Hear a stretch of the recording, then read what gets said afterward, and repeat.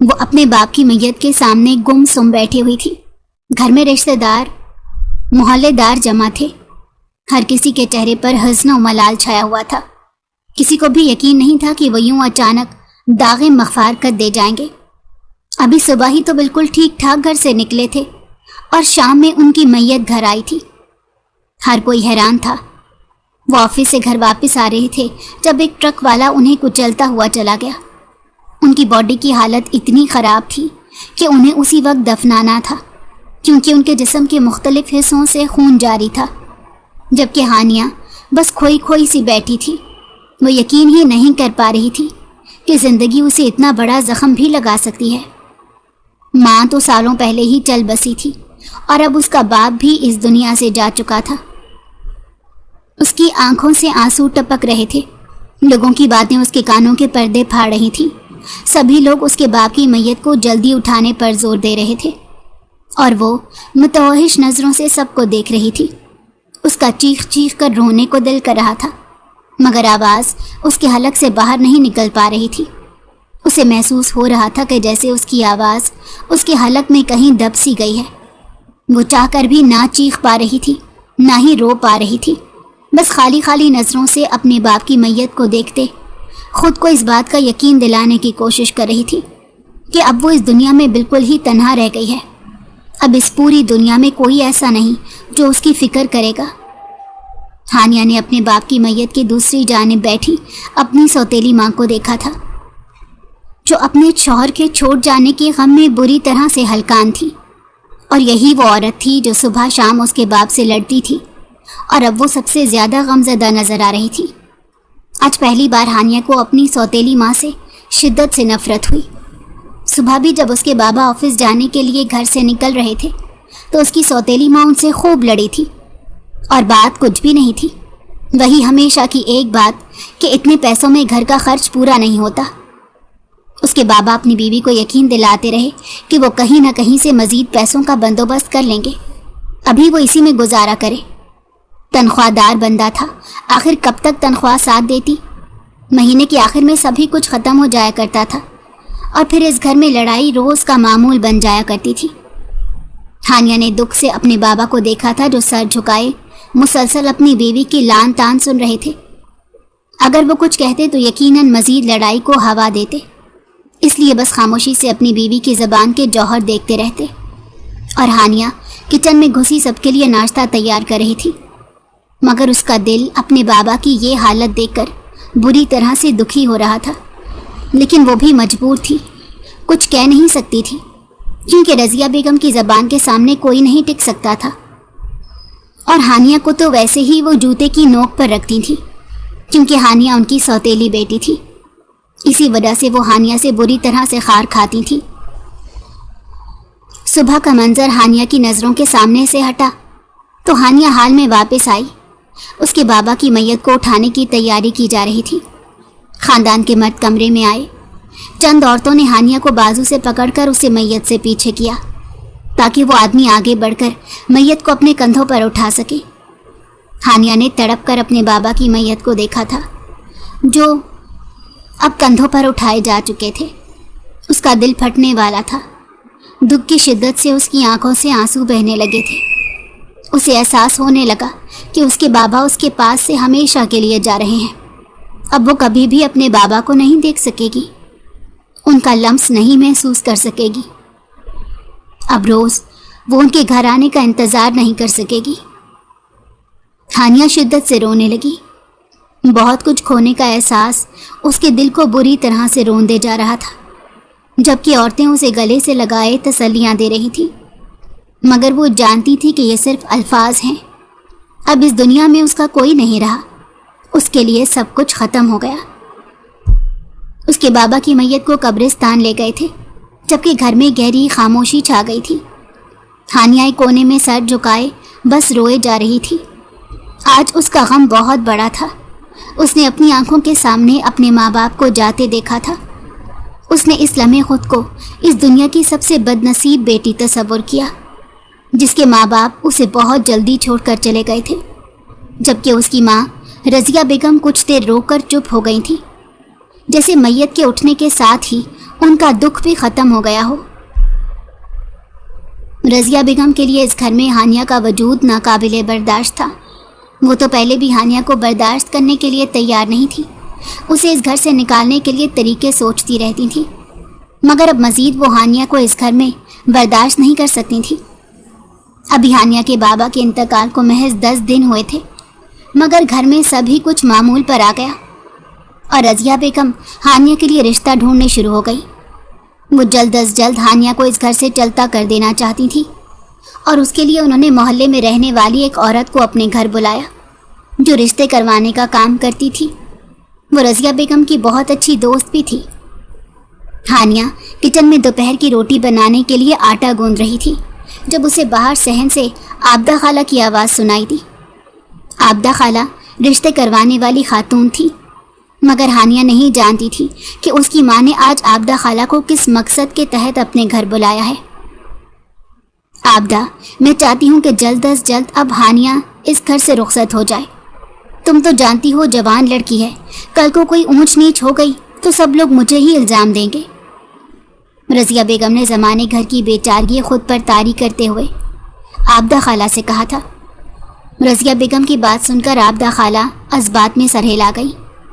कह तो तुम बिल्कुल ठीक रही हो, जवान लड़की को इतनी देर तक घर में बिठाना बिल्कुल ठीक नहीं, और वो भी इस सूरत में जब बाप भी इस दुनिया से जा चुका हो। बहन, तुम मेरी बात का बुरा मत मानना।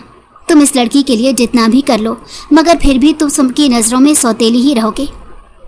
इसीलिए बेहतर है कि इसको बोझ को अपने सर से हटाने की तैयारी करो, वरना इस लड़की ने अपने रंग दिखा दिए तो किस किस को जवाब देती फिरोगी। आबदा खाला ने आंखें और मुंह के अलग अलग जाविये बनाते हुए रज़िया बेगम को मज़ीद डराया था। वो तो पहले ही हानिया के वजूद से छुटकारा हासिल करना चाहती थी और अब आबदा खाला की बातें सुनकर उनका इरादा मज़ीद पुख्ता हो गया था। अगर इसके लिए तुम्हारे पास कोई रिश्ता है तो मुझे ज़रूर बताना, मगर ऐसे लोग ढूंढना जो जहेज़ ना मांगे, क्योंकि मेरे पास इसे देने के लिए कुछ भी नहीं। तुम तो जानती हो कि मैं बेवा औरत हूँ, कहाँ से इसके लिए जहेज़ जोड़ती फिरूंगी।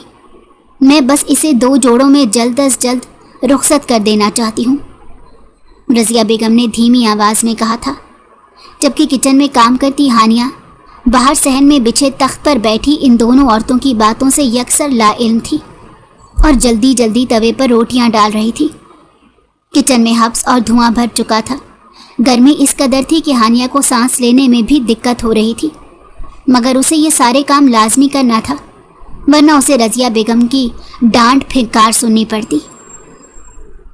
मेरे पास एक ऐसा रिश्ता मौजूद है, उन लोगों की जहेज़ की कोई डिमांड भी नहीं और वो लोग शादी भी जल्दी करना चाहते हैं। आबदा खाला ने अपना मुंह रज़िया बेगम के कानों की तरफ ले जाते राजदारी से कहा। आबदा बेगम की बात सुनकर रज़िया बेगम की आंखें चमक गई थीं। तो फिर आबदा, देर किस बात की, तुम उन लोगों को हानिया की तस्वीर दिखा दो। मुझे तो ये रिश्ता मंजूर है। अंधा क्या चाहे, 2 आँखों के मज़दाक, रज़िया बेगम ने जल्दी से कहा था, और वो लोग तो लड़की के बदले 5 लाख रुपए भी देने को तैयार हैं। आबदा खाला ने मज़ीद जाल बिछाया था।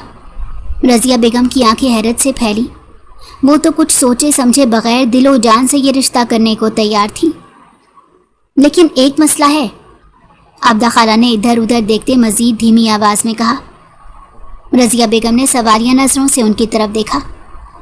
लड़की का दिमागी तवाज़ुन कुछ ठीक नहीं है, मगर उसके घर वाले कह रहे हैं कि वो इसका इलाज करवा रहे हैं, वो जल्दी ठीक हो जाएगा। उस लड़के के माँ बाप नहीं है, वो अपने चचा चच्ची के साथ रहता है और बहुत ज़्यादा जायदाद का इकलौता वारिस है, मगर कुछ बीमार है। आबदा खाला यासियत से भरपूर लहजे में कह रही थी, मगर रज़िया बेगम ने जैसे उनकी बात को सिरे से कोई अहमियत नहीं ना दी। उनका दिमाग तो बस इसी बात पर अटक गया था कि वो लोग लड़की के बदले 5 लाख रुपए दे रहे हैं। इन पैसों से रज़िया बेगम के कितने ही मसले हल हो सकते थे। आबदा बहन, अब क्या कर सकते हैं, ये तो हानिया का नसीब है कि उसे शादी के बाद कैसा शौहर मिलता है। आप उन लोगों से बात करें, मैं तो इस रिश्ते के लिए राज़ी हूँ, रज़िया बेगम ने लालच से कहा था। उनकी आंखों पर लालच की पट्टी बन गई थी। वह हानिया की शादी एक जहनी मरीज के साथ करने को तैयार हो गई थी। इस रिश्ते से आबदा का भी मफाद जुड़ा हुआ था। उन लोगों ने शादी के बदले आबदा को भी एक अच्छी खासी रकम देने का वादा किया था। इन दोनों लालची औरतों ने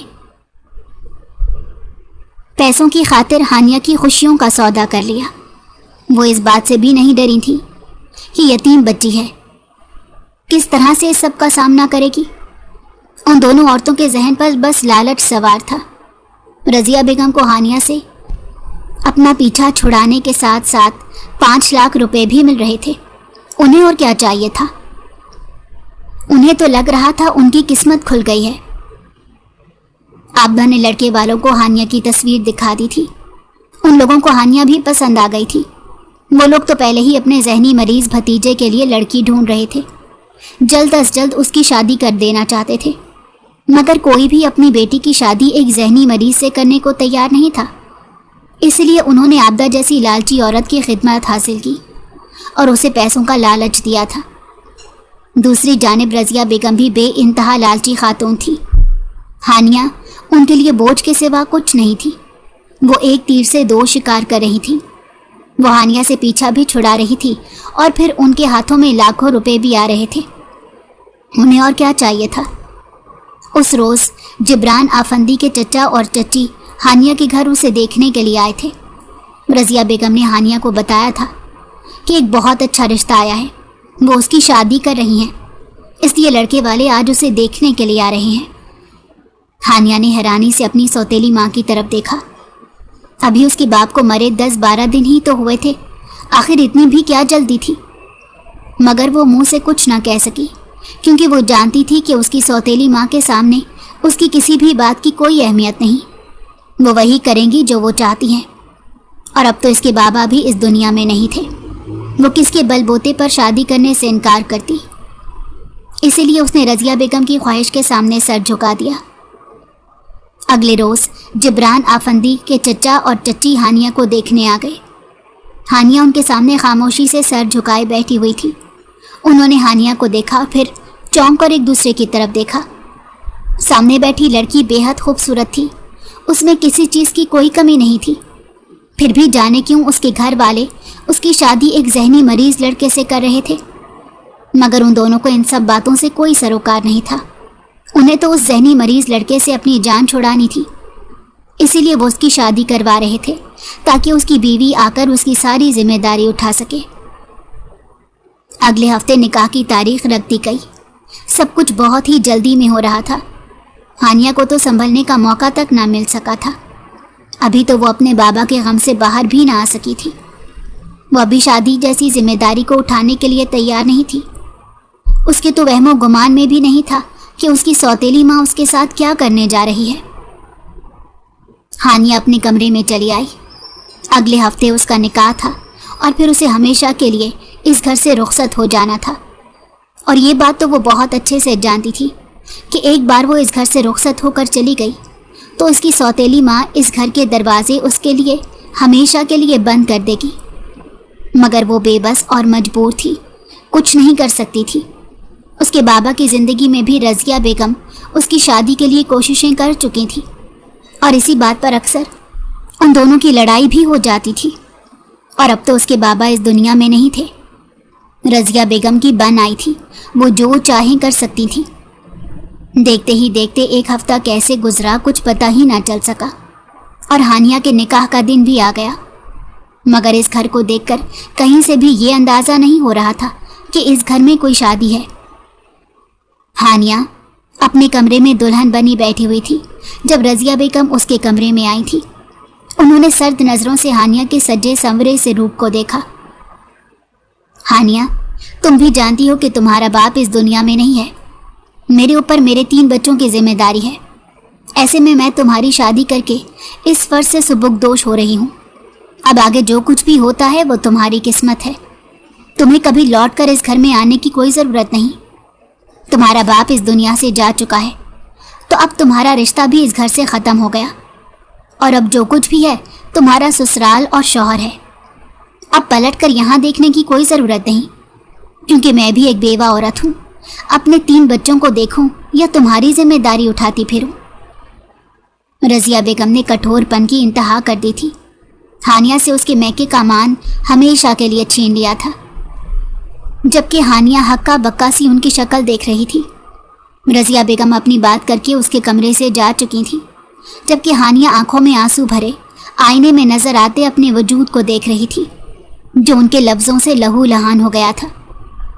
رضیہ بیگم اپنے کمرے میں آئی اور اپنے ہاتھ میں پکڑا 5 لاکھ روپے کا لفافہ احتیاط سے اپنی الماری میں رکھا۔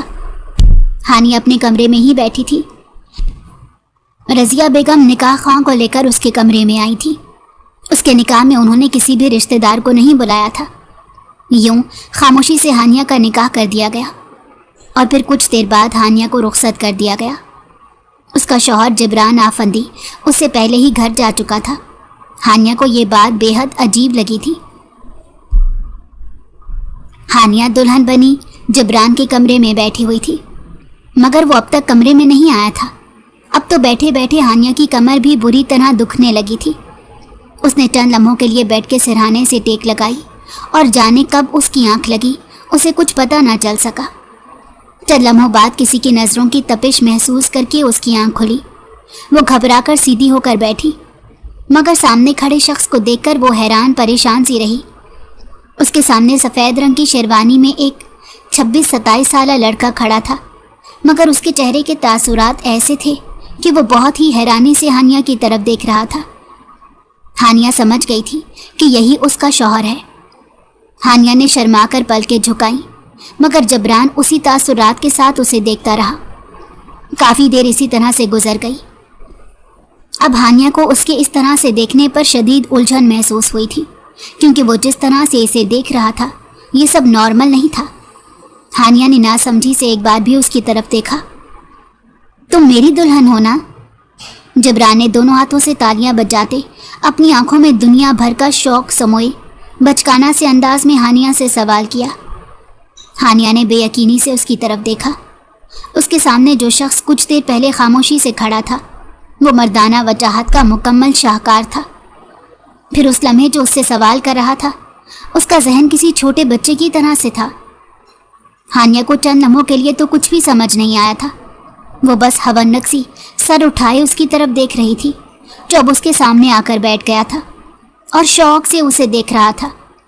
ہانیہ کو یہ سمجھنے میں دیر نہیں لگی کہ اس کی سوتیلی ماں نے اس کا بوجھ اپنے سر سے ہٹانے کی خاطر اس کی شادی ایک ذہنی مریض شخص سے کر دی ہے۔ جبھی تو انہوں نے ہانیہ سے یہ ساری باتیں کی تھی۔ اس کے ایک باپ کے گھر کا دروازہ اس پر ہمیشہ کے لیے بند کر دیا تھا۔ انہیں ڈر تھا کہ کہیں ہانیہ سچائی جاننے کے بعد دوبارہ لوٹ کر ان کے پاس نہ آ جائے، اس لیے پہلے ہی انہوں نے اسے خبردار کر دیا تھا کہ اب وہ واپس لوٹ کر ہرگز بھی نہیں جا سکتی۔ میری چچی نے مجھے بتایا تھا کہ انہوں نے میری شادی تمہارے ساتھ کر دی ہے۔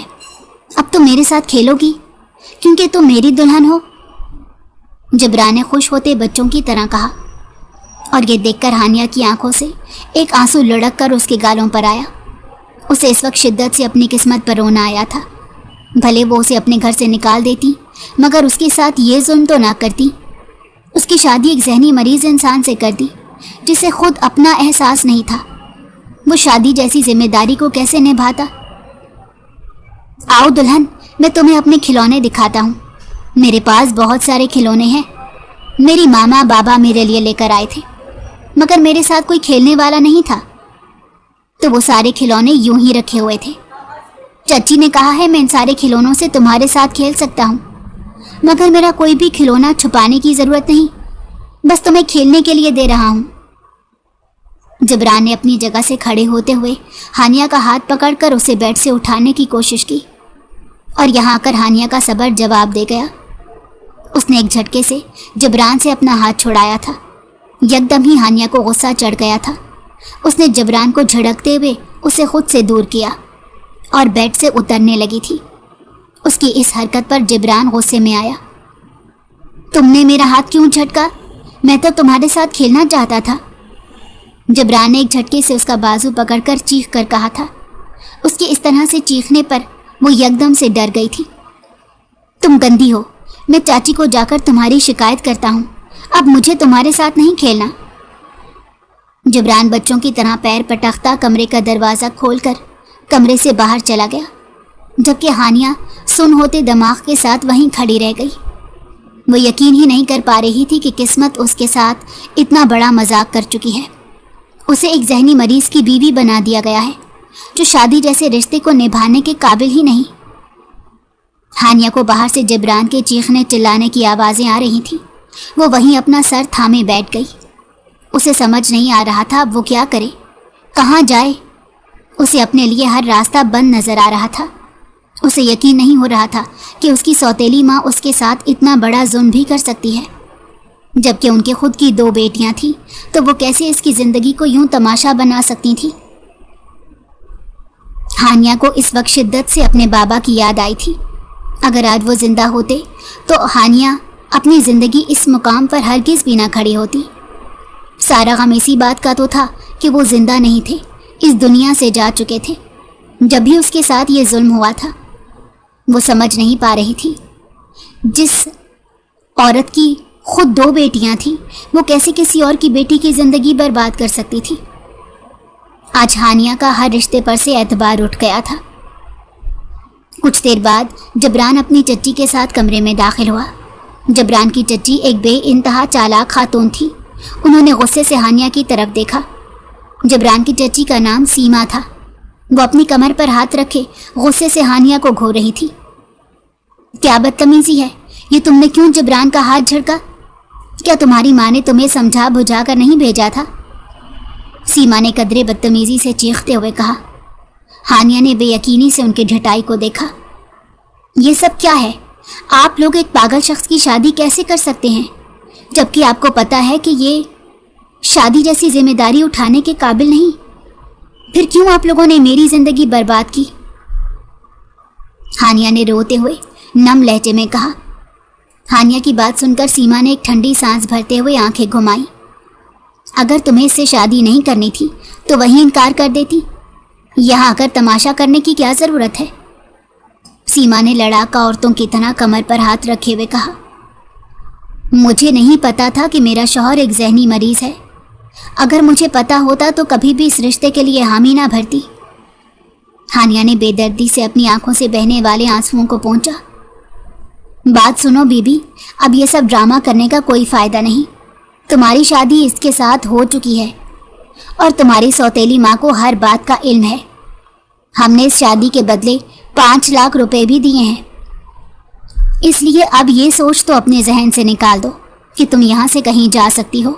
اور ویسے بھی میں نے تمہاری اور تمہاری سوتیلی ماں کی ساری باتیں سن لی تھی۔ اس نے صاف لفظوں میں شادی کے بعد تم سے ہر رشتہ توڑ دیا تھا، تمہیں اپنے گھر آنے تک سے منع کر دیا تھا۔ اس لیے اب تمہارے لیے بہتر ہے کہ رونا دھونا بند کرو اور اسے اپنا نصیب سمجھ کر قبول کر لو۔ جتنی جلدی تم حقیقت قبول کرو گی اتنی ہی تمہارے لیے آسانی ہوگی، ورنہ اس گھر میں رہنا تمہارے لیے مشکل ہو جائے گا۔ سیما نے اسے کھلے لفظوں میں دھمکی دی تھی۔ ہانیہ بے بسی سے سامنے کھڑی عورت کو دیکھ کر رہ گئی جو رشتے میں جبران کی چچی تھی، مگر وہ اسے اپنی سوتیلی ماں سے کسی بھی قیمت پر کم نہیں لگی تھی۔ جبران بیٹا، اب یہ تمہیں کچھ نہیں بولے گی، اب تم اس کے ساتھ کھیل سکتے ہو۔ سیما نے پلٹ کر جبران کو دیکھ کر مسکراتے ہوئے کہا اور ایک کٹیلی نظر دلہن بنی ساکت کھڑی ہانیہ پر ڈال کر وہاں سے جا چکی تھی۔ ہانیہ کو اس انکشاف نے دہلا کر رکھ دیا تھا کہ اس کی ماں نے اس کا سودا کیا ہے، اس کے بدلے 5 لاکھ روپے لیے ہیں۔ اسے اس لمحے اپنا وجود بے حد ارزاں لگا تھا۔ کیا وہ اتنی حقیر اور کمتر تھی کہ ماں نے اس کا سودا کر لیا تھا؟ اس سوچ کے آتے ہی ہانیہ کی آنکھیں جلنے لگیں، جبکہ جبران دیوار گیر الماری میں سے اپنے کھلونے نکال کر بیڈ پر لا کر جمع کر رہا تھا اور ہانیہ اسے بے بسی سے دیکھ رہی تھی۔ وہ یہاں سے جانا چاہتی تھی مگر وہ کہاں جاتی؟ اس کے پاس کوئی جائے پناہ نہیں تھی۔ اس کے باپ کا گھر اس کے لیے اجنبی ہو چکا تھا اور ماں تو سوتیلی تھی، اس نے ہی تو ہانیہ کو اس حال میں پہنچایا تھا۔ جبران اب بیڈ پر بیٹھ کر سارے کھلونوں کو قطار میں کھڑا کر رہا تھا۔ دلہن رو مت، میں تمہارے ساتھ اپنے کھلونے شیئر کر سکتا ہوں۔ جبران نے ایک ہاتھ میں ٹیڈی بیئر اٹھاتے اس کی جانب بڑھایا۔ ہانیہ نے ضبط سے آنکھیں میچ لیں اور آئینے کے سامنے کھڑے ہو کر اپنی جیولری اتارنے لگی۔ اس نے الماری کھول کر دیکھا تو اس کے لیے الماری میں بہت سے کپڑے رکھے ہوئے تھے۔ उसने एक सादा सा जोड़ा निकाला और वॉशरूम चली गई, जबकि जिब्रान खेलने में मसरूफ था। हानिया वॉशरूम में बंद होकर मजीद शिद्दत से रोई थी, यहाँ तक कि रोते रोते उसकी हिचकियाँ बन गई थी, मगर उसके आंसू रुक नहीं पा रहे थे। वो बेहद दुखी थी। कुछ देर बाद वो वॉशरूम से बाहर आई तो जिब्रान अपने खिलौनों के दरमियान ही सो गया था। हानिया ने एक ठंडी सांस भरी और अपने आंसुओं को अपने अंदर धकेला। बेड पर उसके लेटने के लिए जगह नहीं थी, क्योंकि पूरे बेड पर खिलौने बिखरे हुए थे और उसमें इतनी हिम्मत नहीं थी कि वो इस वक्त ये सब कुछ समेटे। वो ज़हनी और जिस्मानी तौर पर बेहद थक गई थी। जब ही बेड से तकिया उठाकर सोफे पर चली आई और वहीं लेट गई, मगर नींद उसकी आंखों से कोसों दूर थी। काफ़ी देर तक तो वो करवटें ही बदलती रही, तो कभी उठकर बैठ जाती। रात के जाने के इस पहर उसकी आंख लगी, उसे पता न चल सका। सुबह उसकी आंख खुली तो वो कितनी ही देर तक अपनी जगह पर लेटी रही थी। उसका सर बुरी तरह दुख रहा था। जिब्रान कमरे में मौजूद नहीं था। वो भारी दिल के साथ उठकर बैठी। उसकी आंखों में एक बार फिर से आंसू आ गए, मगर अब रोने धोने का कोई फ़ायदा नहीं था। उसने अपनी किस्मत से समझौता कर लिया था, क्योंकि वापस लौट कर जाने का उसके पास कोई रास्ता नहीं था। अब उसे हर हालत में इस रिश्ते को निभाना था। वो मुंह धोकर वापस आई तो अब भी कमरे में कोई मौजूद नहीं था। वो फ्रेश होकर नीचे आई तो सभी लोग डाइनिंग टेबल के गिर्द बैठे नाश्ता कर रहे थे। किसी ने उसके उठने का इंतज़ार नहीं किया था और ना ही किसी ने नाश्ते के लिए उसे जगाना मुनासिब समझा था। हानिया की आंखों में आंसू आए। वो एक दिन की दुल्हन थी। उसके भी बहुत से अरमान थे जो सब टूट गए थे। उसने सर झटक कर अपनी सोचों से छुटकारा हासिल किया और सबको सलाम करती एक कुर्सी घसीट कर टेबल के गिर्द बैठ गई। चच्ची ने तो उसे देखकर मुंह बना लिया था, जबकि जिब्रान के चचा ने खुश दिली से सलाम का जवाब दिया। जिब्रान उसे देखकर खुश हो गया था और उसके सामने जल्दी जल्दी सामान रखने लगा था। दुल्हन, तुम ये खाओ, तुम्हें भूख लगी होगी। जिब्रान ने दुनिया भर की फिक्र अपने लहजे में समोए मासूमियत से कहा। हानिया ने एक ठंडी सांस भरी और बस चाय का कप उठाकर अपने सामने रख लिया। नाश्ते की टेबल के गिर्द बस वही 4 लोग बैठे हुए थे। बाकी उसे मुलाजिम चलते फिरते दिखाई दे रहे थे।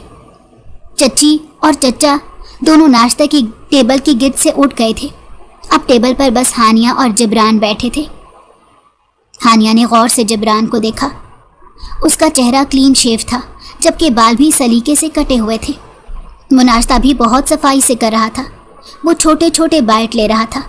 उसके मुंह से नाश्ता नहीं गिर रहा था, बल्कि जो कुछ गिर जाता वो उठाकर खा लिया करता।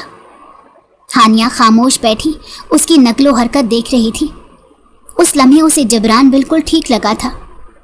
इसी असना में किचन से निकलकर एक औरत डाइनिंग टेबल की तरफ आई। दुल्हन बेटा, अगर आपको कुछ चाहिए तो मुझे बता दे, मैं आपके लिए बना देती हूँ। उस बूढ़ी औरत ने मुस्कुराते हुए हानिया को मुखातिब करके कहा। हानिया ने अजनबी नज़रों से उसे देखा, क्योंकि इस घर में आने के बाद पहली बार किसी ने इतने प्यार से उससे बात की थी। हानिया ने उलझ कर उन्हें देखा। वो हानिया की उलझन समझ गई थी। मैं जिब्रान की केयर टेकर हूँ और काफ़ी सालों से इस घर में मौजूद हूँ। यूँ समझ लें कि जब जिब्रान के माँ बाप चल बसे थे, उस रोज़ के बाद से मैंने ही जिब्रान की देखभाल की है।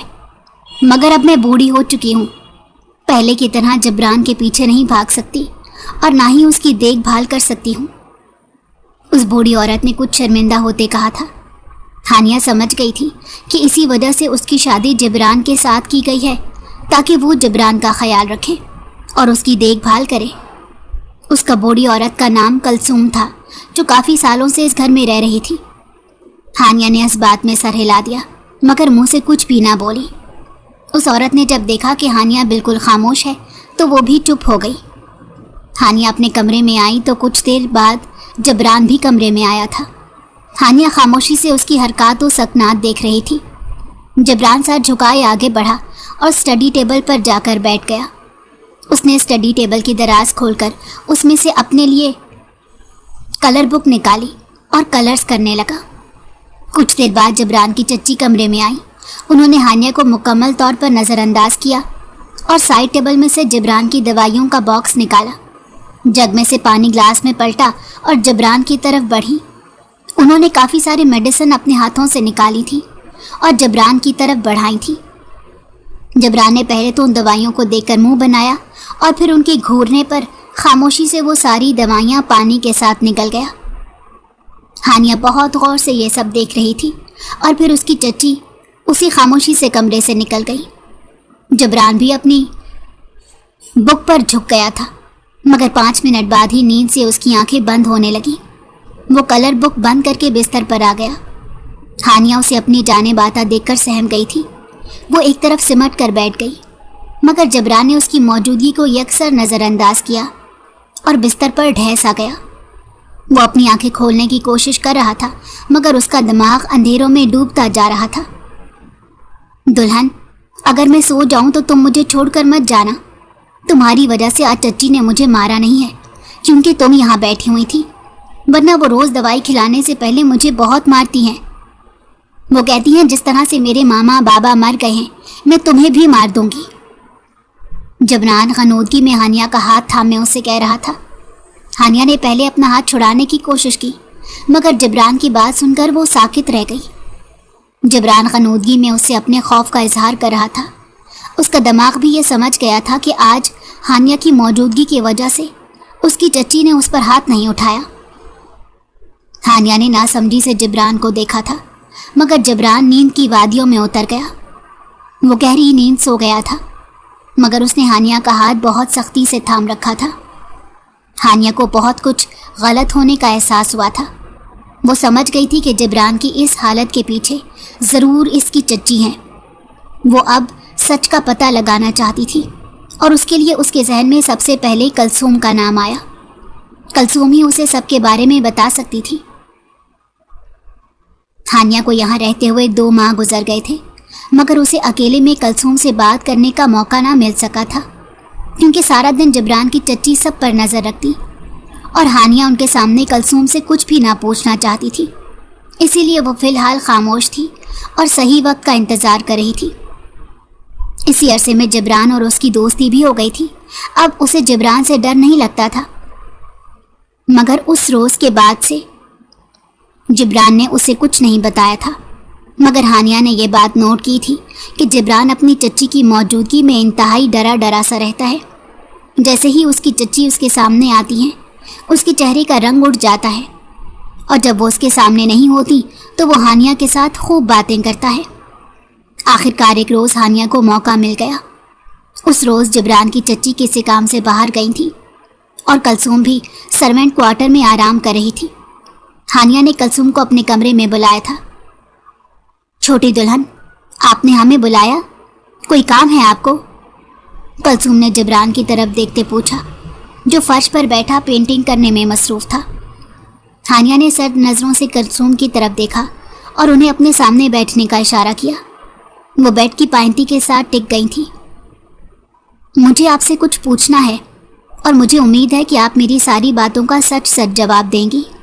और वैसे भी अगर आपने मुझे सच नहीं बताया तो मैं कहीं ना कहीं से ये सब ज़रूर मालूम कर लूँगी। मगर आप सोच लीजिएगा, मरने के बाद अल्लाह को मुँह भी दिखाना है। एक मासूम इंसान के साथ जुल्म करके आप किस मुँह से अल्लाह के सामने जाएंगी? हानिया ने सर्द और खुश्क लहजे में कहा था, क्योंकि वो पहले ही साइड टेबल में रखी जबरान की दवाइयों के बारे में मालूमात हासिल कर चुकी थी। जबरान की चच्ची यहाँ कर चौंक गई। या उन्हें हानिया से कोई ख़तरा महसूस नहीं हुआ था, या फिर उन्होंने इस बारे में सोचा ही नहीं था कि हानिया कभी उन दवाइयों को खोल कर भी देख सकती है। वो सारी दवाइयाँ जबरान को ठीक करने के लिए नहीं थी, बल्कि उसकी तबीयत में मज़ीद हिजान पैदा करने के लिए थी। अगर जबरान सारी ज़िंदगी इन दवाइयों को खाता रहता तो कभी ठीक ना हो पाता, और यही तो उसकी चच्ची चाहती थी कि जबरान कभी ना ठीक हो। कलसूम ने हानिया की बात सुनकर एक गहरी सांस भरकर उसे देखा। यही तो वो चाहती थी कि हानिया को इस सब के बारे में मालूम हो जाए, क्योंकि वो मजबूर थी, जबरान के लिए कुछ नहीं कर सकती थी। उन्होंने जानबूझकर जबरान की शादी करवाई थी, वरना जबरान की चच्ची उसकी शादी के हक़ में बिल्कुल नहीं थी। उन्होंने सोचा कि शायद आने वाली लड़की की वजह से जबरान की ज़िंदगी में बदलाव आ जाए और वो ठीक हो जाए। और आज उन्हें एहसास हो रहा था कि उनका ये फ़ैसला बिल्कुल ठीक था। جبران جب 13 سال کا تھا اس کے ماں باپ ایک کار حادثے میں چل بسے تھے۔ میں ان لوگوں کی زندگی میں بھی اسی گھر میں رہتی تھی۔ جبران کے ماں باپ کے انتقال کے بعد اس کے چچا چچی رہنے کے لیے اس گھر میں آ گئے اور چند ہی دنوں میں ان دونوں نے اس پورے گھر پر قبضہ جما لیا۔ میں ایک ملازمہ تھی، ان لوگوں کی نظروں میں میری کوئی حیثیت نہیں تھی۔ جبران کے ماں باپ کے جانے کا جبران کے ذہن پر بہت برا اثر ہوا۔ وہ بہت ڈرا اور خاموش رہنے لگا، اور پھر جبران کی چچی اسے بات بات پر جھڑکنے لگی تھی، یہاں تک کہ وہ اس پر ہاتھ بھی اٹھاتی تھی۔ میں نے روکنے کی کوشش کی تو مجھے نوکری سے نکال دیا، مگر جبران ان کے قابو میں نہیں آیا۔ میرے جانے کے بعد وہ خود کو مزید تنہا محسوس کرنے لگا، یہاں تک کہ اس کی چچی کی باتوں نے اس کے دماغ پر اثر کیا۔ جب بھی آج جبران ایسا ہے، جب ان سے کسی صورت جبران نہ سنبھلا تو انہیں مجبوراً مجھے واپس بلانا پڑا تھا، مگر جب تک جبران کی حالت بہت خراب ہو گئی تھی۔ ہانیہ دم سادھے ان کی باتیں سن رہی تھی۔ جبران کی چچی نے اس کے ساتھ یہ ظلم کیوں کیا؟ ہانیہ نے نم لہجے میں سوال کیا۔ جبران اس پوری جائیداد کا اکلوتا وارث ہے، اس سے یہ جائیداد چھیننے کے لیے انہوں نے یہ سب کچھ کیا ہے۔ انہوں نے یہ سب کچھ اتنی چالاکی سے کیا کہ آج تک جبران کے چچا کو یہ سب پتہ نہیں ہے۔ کلثوم کی آنکھیں بھیگ چکی تھیں۔ ہانیہ نے دھندلی ہوتی نگاہوں سے جبران کی طرف دیکھا، جو اب تک پینٹنگ کرنے میں مصروف تھا۔ ہانیہ کا دل دکھ سے بھر گیا۔ میں جبران کو اس کی چچی کے رحم و کرم پر اکیلے چھوڑ کر یہاں سے نہیں جا سکتی تھی، اسی لیے میں نے اپنی زبان سی لی تھی، کیونکہ وہ مجھے دوبارہ سے یہاں سے نکال سکتی تھی۔ اب جو دوائیاں وہ جبران کو دیتی ہیں وہ بھی ٹھیک نہیں ہیں، کلثوم نے مزید کہا۔ ہانیہ نے گہرا سانس اپنے اندر کھینچا۔ کلثوم کمرے سے جا چکی تھی، جبکہ ہانیہ گہری سوچ میں غرق تھی۔ ہانیہ کی دوست کے ابو نفسیات کے ڈاکٹر تھے۔ ہانیہ کو ان کا خیال آیا۔ اگلے دن وہ جبران کی ساری دوائیاں لے کر ان کے کلینک پہنچ گئی۔ وہ دوائیاں دیکھ کر حیران رہ گئے۔ جبران کی جو حالت ہانیہ نے انہیں بتائی تھی، اس حالت میں اسے یہ دوائیاں کھلانی بہت خطرناک تھا۔ انہوں نے جبران کے لیے کچھ دوائیاں لکھ کر دی تھیں۔ جبران کی یہ حالت اس خوف کی وجہ سے تھی جو اس نے تنہا ہو کر محسوس کیا تھا۔ ڈاکٹر نے ہانیہ کو امید دلائی تھی کہ جس دن جبران کے دل سے اس کی چچی کا خوف ختم ہو جائے گا، جبران بہت حد تک ٹھیک ہو جائے گا۔ ہانیہ اپنے ہاتھ میں امید کی ایک کرن لے کر گھر آئی تھی۔ اس نے سب سے پہلے جبران کی وہ ساری دوائیاں اٹھا کر پھینکی اور جبران کو اپنی لائی ہوئی دوائی دینے لگی۔ جبران کی حالت میں بہت حد تک سدھار آ رہا تھا، جبکہ اس کی چچی بری طرح پریشان تھی۔ جبران کی ذہنی حالت دن بدن سدھرتی جا رہی تھی۔ تم جو کچھ بھی کرنے کی کوشش کر رہی ہو، تم اس میں کبھی کامیاب نہیں ہو سکو گی، جبران کی چچی نے اس کے سامنے کھڑے ہوتے نفرت سے کہا۔ ہانیہ اس وقت اپنے کمرے سے نکل کر کچن کی طرف جا رہی تھی، کیونکہ آج جبران نے اس سے چائے کی فرمائش کی تھی، ورنہ وہ ہمیشہ ملک شیک کی فرمائش کرتا تھا۔ ہانیہ نے پلٹ کر جبران کی چچی کو دیکھا۔ میں جو کچھ کر رہی ہوں اس میں ایک دن ضرور کامیاب ہو کر رہوں گی، ہانیہ نے اطمینان سے انہیں جواب دیا۔ یہ مت بھولو کہ تمہیں اس گھر میں لانے والی میں ہوں، اگر میں چاہوں تو ایک جھٹکے سے تمہیں اس گھر سے نکلوا سکتی ہوں۔ وہ اپنے سینے پر ہاتھ باندھے انتہائی غرور سے ہانیہ سے مخاطب تھی۔ ہانیہ نے ان کی بات کا مزید جواب دینا ضروری نہیں سمجھا اور سیڑھیاں اترنے لگی۔ اسے احساس ہوا کہ پیچھے سے اسے کسی نے دھکا دیا تھا، اور پھر اگلے ہی پل کسی نے اس کا ہاتھ تھام کر اسے گرنے سے بچایا تھا۔ ہانیہ نے پلٹ کر دیکھا، جبران نے اسے گرنے سے بچایا تھا، مگر جبران اپنا توازن برقرار نہیں رکھ سکا اور سیڑھیوں سے نیچے کی طرف لڑکتا ہوا گیا۔ ہانیہ کے منہ سے ایک دل خراش چیخ نکلی۔ جبران کے سر سے خون نکل کر فرش کو سرخ کر رہا تھا۔ ہانیہ کو دھکا جبران کی چچی نے دیا تھا، مگر جبران اسے بچاتے ہوئے خود گر گیا تھا، جبکہ جبران کی چچی ہکا بکا کھڑی ہوئی تھی۔ ہانیہ نے اسی وقت ڈرائیور سے گاڑی نکلوائی۔ کلثوم بھی ہانیہ کے ساتھ ہی تھی۔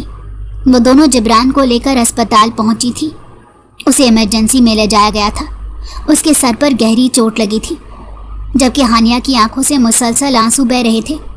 وہ جبران کی زندگی کی دعائیں مانگ رہی تھی۔ وہ جیسا بھی تھا اس کا شوہر تھا، وہ اسے کھونا نہیں چاہتی تھی۔ ابھی تو ایک امید کی ڈور ہاتھ لگی تھی کہ شاید وہ ٹھیک ہو جائے۔ और आज वो जिंदगी और मौत की कश्मकश में था।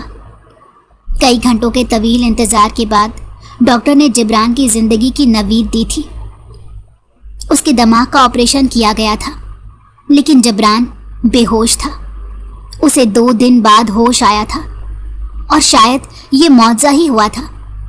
जिब्रान की जहनी हालत बिल्कुल ठीक हो चुकी थी।